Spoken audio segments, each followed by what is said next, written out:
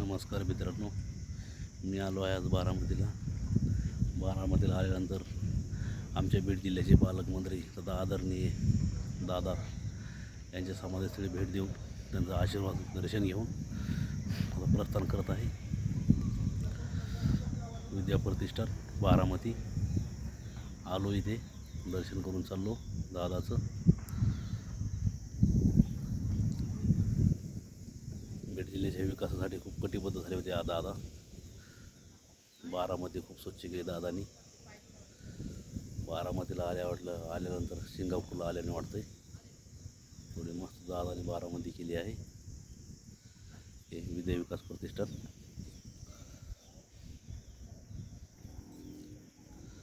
हे मैदान विद्या विकास प्रतिष्ठानचं बारामतीला.